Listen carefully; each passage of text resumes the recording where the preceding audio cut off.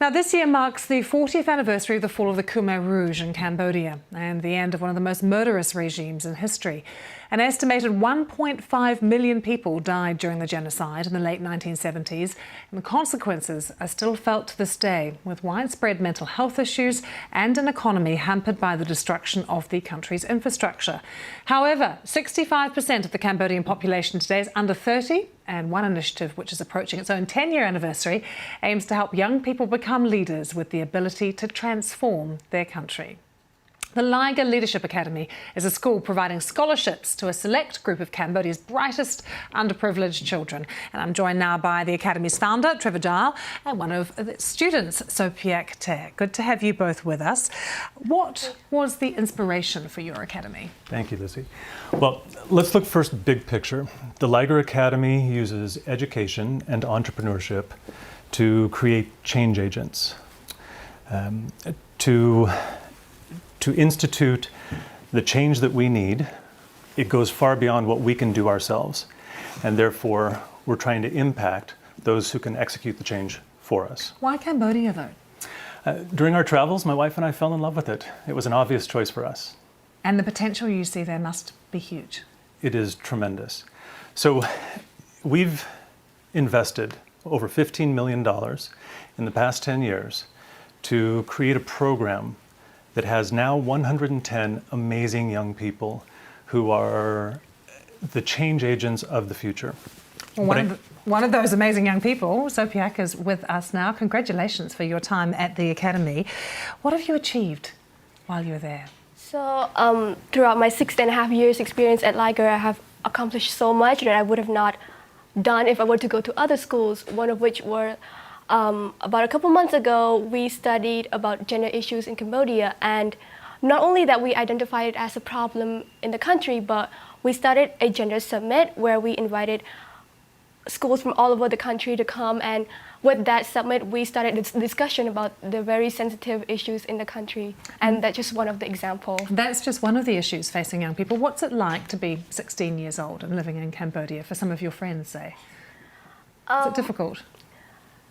I would not put it as difficult. I think it has been an amazing journey to be able to study at Liger and have done so much at my age. And at some point, it is a little challenging to be 16 years old and trying to give this positive impact to the country. But I think if it weren't for Liger, I would have not been able to do it. And I feel really empowered for what I've done with my age. This is a big question for someone of your age, but I know it's something you care about. You know, after all of the trauma of what happened to your country, do you see the mental scars still, and does it affect young people? Is mental health an issue? Mental health, I think, is an issue everywhere in the world, and in Cambodia, there are still many stereotypes regarding the matter, and you know, like if you have mental illness, people will think that you are crazy, and there are still lack of infrastructures that will help to tackle the issue. So I think it is still a problem. However, this is also my dream. I wanted to pursue a degree in psychology, and I wanted to come back to my country and help with that issue. Do you think one of the most important things is just talking about it to try and end the stigma? Yeah, I think that's very important to normalize the discussion of sensitive issues as such, and it's not very easy to start it, but I think we need to start it. What's it like working with the government in Cambodia? Are they supportive of the Academy? They are. In fact, one of the projects that our kids are doing right now involves putting low-cost computer labs in rural government schools, and they're working in collaboration with the Ministry of Education. Does it pain you at times that there's only so many kids that you can help? It does. However, this program isn't specifically for the 110 students who are part of it. It's for the millions who couldn't participate. What sort of education is offered to your average 15 or 16-year-old in Cambodia? Very traditional. They learn by rote.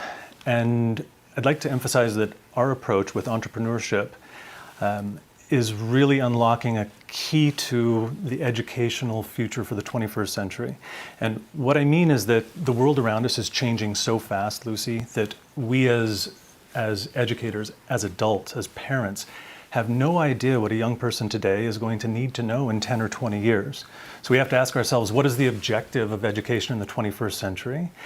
And at the Liger Academy, that's clear, is to teach a young person how to teach themselves what they need to know when they need to know it. And Sophia, you've mentioned you want to study psychology. What will happen after that? Tell us about your dreams.